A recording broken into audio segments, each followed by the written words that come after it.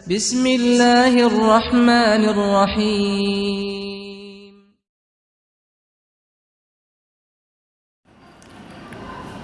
نحمدہ ونصلی علی رسولہ الکریم، اما بعد،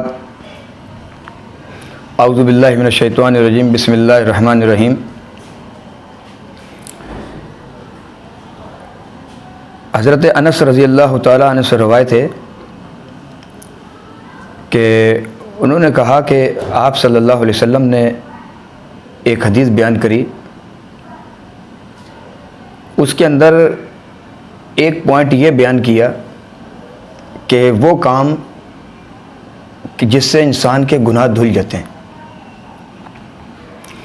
نمبر 1 فرمایا کہ فَإِسْبَاغُ الْوُضُوءِ فِي السَّرَّاتِ، سخت سردی کے اندر اچھے طریقے سے وضو کرنا، یہ جو عمل ہے تمہارا گناہوں کو دھو دیتا ہے۔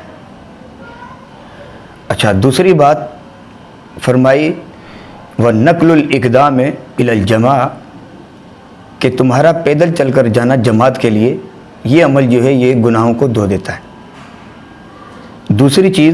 تیسری چیز کہ وَانتظار الصلاۃ بعد الصلاۃ، اور انتظار کرنا نماز کے بعد دوسری نماز تک، یعنی اپنی جگہ کے اوپر کافی دیر تک بیٹھے رہنا، یہ عمل جو ہے یہ گناہوں کو دھو دیتا ہے۔ نمبر 1، اب جو پہلی بات کہی کہ فَإِسْبَاغُ الْوُضُوءِ فِي السَّرَّاتِ، سخت سردی کے اندر جو ہے وضو کرنا، اب ہوتا کیا ہے کہ جب سخت سردی ہو تو اس وقت پانی کو ہاتھ لگائیں تو ڈر لگ رہا ہوتا ہے۔ اب جیسے اس کو یوں دیکھیں کہ گرمی کا موسم ہے، ہم وضو کرتے ہیں کتنے آرام سے، سکون سے، مزے لے کے سکون سے، کیوں؟ گرمی بھی ہے، پانی بھی ٹھنڈا ہونا چاہیے، اور جب ٹھنڈا ہوتا ہے تو آرام سے کرتے ہیں۔ اور یہی چیز جب سخت سردی ہوتی ہے اس وقت پانی کو ہاتھ بھی لگاتے ہیں تو ڈر لگ رہا ہوتا ہے، تو پانی سے دور بھاگ رہے ہوتے ہیں۔ اب جیسے اس چیز کو یوں سمجھا جائے، آپ صلی اللہ علیہ وسلم فرماتے ہیں کہ 2 نمازیں جو ہیں وہ منافق کے اوپر بہت بھاری ہوتی ہیں۔ کون کون سی؟ فجر اور عشاء۔ اب فجر اور عشاء میں دیکھ لیں رات کا ٹائم ہے اور اچھے سخت سردی ہو، اور اس وقت وہ اگر وضو کرے، دل نہیں کر رہا مگر کیوں کر رہا ہے؟ اللہ کے لیے نماز پڑھنی ہے۔ اسباغ الوضوء فی السرات، کہ سخت سردی کے اندر نہ اس نے سردی کو دیکھا، کسی چیز کو بھی نہیں، اس نے وضو کیا، کیوں؟ نماز پڑھنی ہے۔ اب وہ وضو کے اوپر آپ صلی اللہ علیہ وسلم اپنے صحابہ میں بیٹھے ہوئے پوچھتے ہیں، میرے صحابہ ہو، ایک بات بتاؤ، ایک بندہ جب نہر کے کنارے 5 ٹائم نہاتا ہے، کیا اس کے جسم میں کوئی میل کچیل باقی رہے گی؟ صحابہ کہتے ہیں اللہ کے نبی جب 5 ٹائم نہائے گا تو پھر کہاں سے میل لے گی؟ تو آپ نے فرمایا اسی طریقے سے جب انسان 5 ٹائم وضو کرتا ہے تو اللہ رب العالمین اس کے گناہوں کو بالکل صاف کر دیتے ہیں۔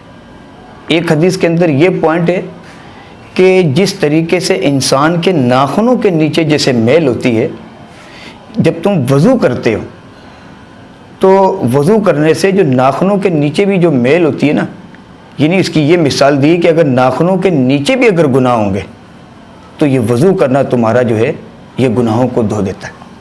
وضو کی اتنی بڑی فضیلت ہے۔ اب دوسری بات کہ وانتظار الصلاۃ بعد الصلاۃ،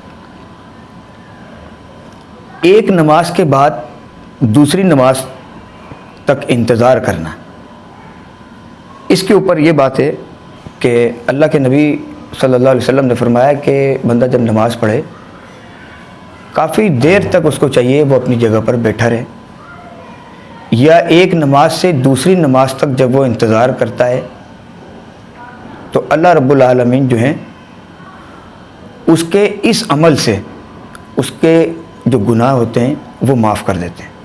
تیسری چیز وَنَقْلُ الْإِقْدَامِ إِلَى الْجَمَاعَةِ، کہ پیدل چل کر جانا جماعت کے لیے۔ اب کیا ہے کہ آج کے وقت میں یہ بھی ہے کہ موٹر سائیکلیں ہیں، پیٹرول ڈلتا ہے، ٹھیک ہے، اس میں بھی اجر ہے، اس میں بھی اجر ہے۔ اور اصل بات کیا ہے کہ A1 گریڈ جو اجر ہے نا وہ کیا ہے, وہ پیدل چل کر جانا ہے.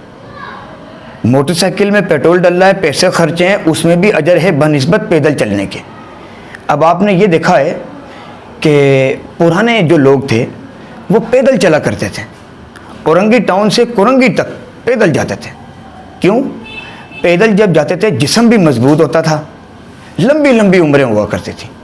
آج دیکھ لیں کہ دور جدید ہے, ترقیات ہیں, سہولیات ہیں, مگر جو لائف آؤٹ ہے وہ کون سی؟ وہ پریکٹیکل لائف آؤٹ ہے. اب کیا ہے کہ اس موٹر سائیکل کو ہم نے اس طرح استعمال کر لیا جیسے استنجے کے لیے بھی جاتے ہیں تو موٹر سائیکل استعمال کر رہے ہیں. اب اللہ کے نبی کی حدیث کیا ہوا؟ نقل الاقدام الی الجماع, کہ پیدل چل کر جانا جماعت کے لیے یہ جو عمل ہے تمہارا یہ گناہ کو دھو دیتا ہے. آج دور جدید ہے ٹھیک ہے, مگر پیدل چل کر جانا ہر قدم کے اوپر اللہ کے نبی فرماتے ہیں ایک ایک نیکی ملتی ہے, اور وہ نیکی جو ایک نیکی 700 نیکی کے برابر ایک نیکی ہے, اور وہ ایک قدم کے اوپر وہ نیکی مل رہی ہے. اب یہ اندازہ لگائیں جتنے ہمارے قدم ہوں گے اور ہر قدم پہ وہ 700 کے برابر والی وہ ایک ایک قدم کے اوپر نیکی مل رہی ہے. تو یہ 3 عمل ایسے ہیں کہ جو انسان کے گناہوں کو دھو دیتے ہیں. تو اللہ رب العالمین سے دعا ہے کہ اللہ تعالی ہمیں کتاب و سنت پہ عمل کرنے کی توفیق عطا فرمائے. وآخر دعوانا الحمدللہ رب العالمین.